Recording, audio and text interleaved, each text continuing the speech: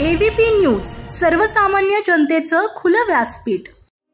वारकरी संप्रदायाचा संपूर्ण देशभर प्रसार करत असताना भगवी पताका हिमालयापर्यंत नेऊन वारकरी संप्रदाय सोपा करण्याचे धार्मिक व महान कार्य तनपुरे बाबांनी केले। अंध अपंगांना दिवाळीला बाबा स्वतःच्या हाताने आंघोळ घालून मिष्टान्न खाऊ घालणारे एकमेव तनपुरे बाबा होते, म्हणूनच ते राष्ट्रसंत म्हणून ओळखले जातात।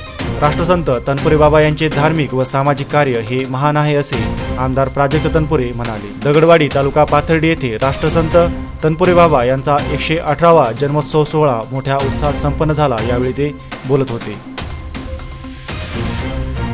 या ठिकाणी वैकुंठवासी श्री संत तनपुरे बाबा यांच्या 118व्या जयंतीचं आयोजन दगडवाडी ग्रामस्थांनी आणि देवस्थानच्या नियोजन मंडळाने अतिशय उत्साहात आणि भव्यदिव्य स्वरूपात साजरी केली। आणि ह्या 118व्या जयंती सोहळ्याचं जे काल्याचं कीर्तन आहे ते काल्याचं कीर्तन वैकुंठवासी तनपुरे बाबांच्या विचारांचा पाईक म्हणून आणि तनपुरे बाबांच्या संस्थेचा सेवक म्हणून मला करण्याची संधी दगडवाडीच्या ग्रामस्थांनी दिली। वैकुंठवासी तनपुरे बाबांच्या बाबतीमध्ये जर बोलायचं झालं तर तनपुरे बाबांनी भागवत धर्माची पताका असे तो हिमाचल म्हणजे कन्याकुमारीपासून हिमालयापर्यंत अखंड भारताची 4 वेळा पदयात्रा केली।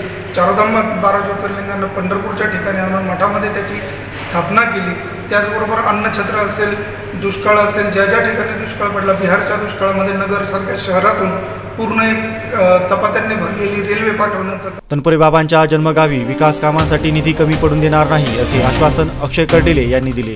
यावेळी चारोधाम मंडप ट्रस्टचे अध्यक्ष हरिभक्तपरायण बद्रीनाथ महाराज तनपुरे, अनंत महाराज तनपुरे व सरपंच सुभाष शिंदे यांसह पंचक्रोशीतील ग्रामस्थ उपस्थित होते। त्याचप्रमाणे आबासाहेब तोडमल, राजेंद्र पाचे, अमोल महाराज जाधव, सुनील साखरे हे देखील उपस्थित होते।